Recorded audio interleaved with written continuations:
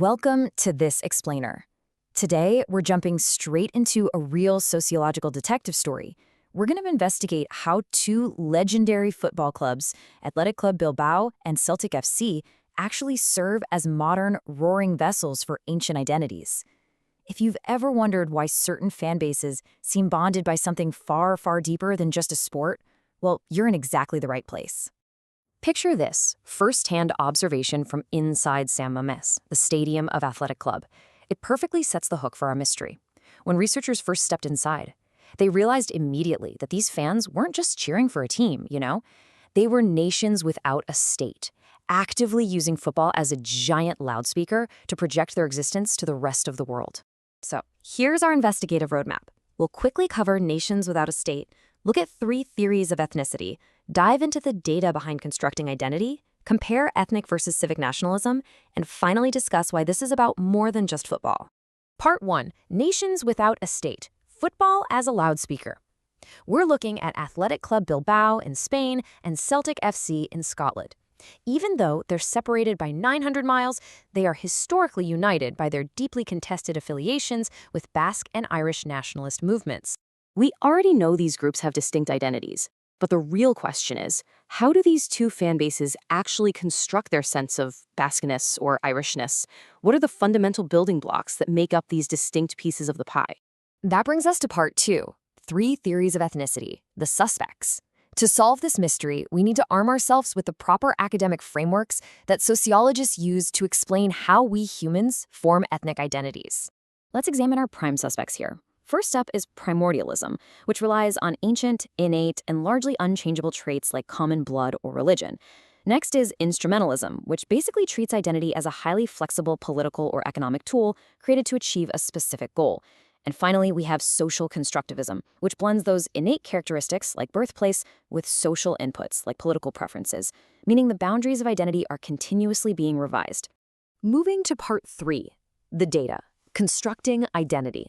All right, let's dive into the survey results of 149 Athletic fans and 588 Celtic fans. We're going to use this hard data to crack the code on which of our 3 theories actually matches the real-world identities of these supporters. We'll start with Celtic FC, and honestly, the geographical data reveals a pretty shocking truth. Despite their fierce, undeniable Irish identity, a massive 69.5% of these fans were actually born in Scotland. Only 19% were born in Northern Ireland or the Republic of Ireland. On top of that, an overwhelming 97.8% speak English, and only a tiny fraction actually speak the Irish language. So if they lack geographical ties to Ireland, what on earth unites them? Well, the answer is religion. 57.1% of these Celtic fans are Catholic. They are unified by this ancient trait, which means they perfectly match our first suspect, primordialism. Lacking the geographical birthplace, these fans are bonded by Catholicism as the absolute bedrock of their Irish ethnicity.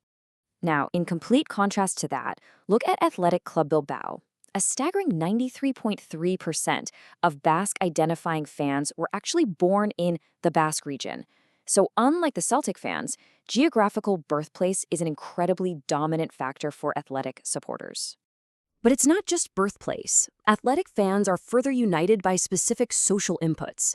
A vast majority speak the unique Basque language, euskera. Furthermore, 58.4% of these fans voted for Basque nationalist political parties like EAJ-PNV and EH Bildu.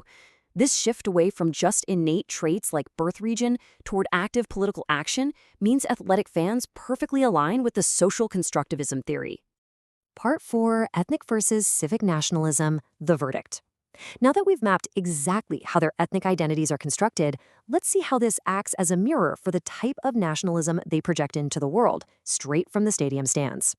Just to make sure we're on the same page, scholars generally divide nationalism into 2 camps. Ethnic nationalism relies on shared culture, religion, or descent.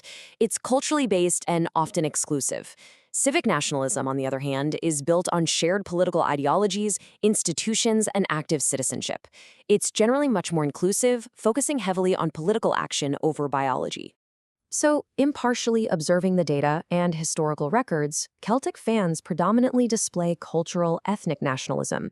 Their identity is expressed through the Irish tricolour flag flying at the stadium, traditional folk songs, their Catholic roots, and historical ties to the Irish diaspora and paramilitary groups like the IRA. It's really a nationalism built on inherited cultural memory. Conversely, Athletic Club utilizes a fascinating blend of both ethnic and civic nationalism. They maintain an exclusive, ethnically driven localist hiring policy, only fielding players with Basque ties, and they heavily promote the Euskara language. But they also engage in strong civic nationalism, sharing personnel and ideological alignment with Basque political parties, which all stems from their historical resistance to the Franco regime's suppression. And here is our verdict. The fundamental roots of a fan base's identity directly dictate the specific brand of nationalism they champion. Celtic's identity is built on primordial roots like religion, resulting in a display of cultural ethnic nationalism. Meanwhile, Athletic Club's identity is socially constructed through geography and politics, resulting in a hybrid display of both ethnic and civic nationalism. Finally, Part 5, more than just football. Let's conclude our investigation by stepping back and examining what this deep academic connection to identity actually means in our modern, hyper-commodified sporting world.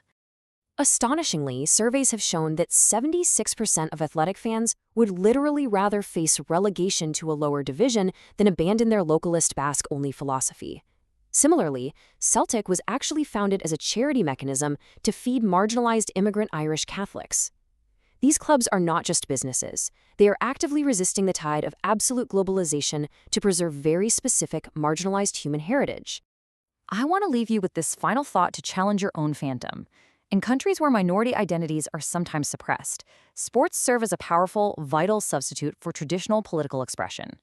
So the next time you sit down to watch a match, ask yourself, what invisible identities might be roaring from the stands? Thanks for joining me on this explainer. Keep learning, and I'll see you next time.